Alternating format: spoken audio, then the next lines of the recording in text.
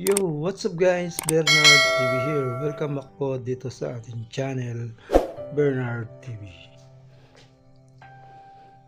Sa mga hindi pa po nakapag-subscribe, subscribe na po kayo at click nyo na rin yung bell notification para po updated kayo sa ating mga bagong video.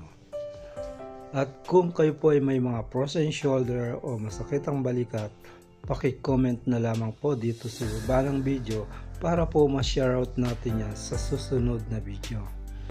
Sa video na to ay ipakikita po sa inyo kung paano mag-therapy ng balikat at kung paano maghilot ng frozen shoulder.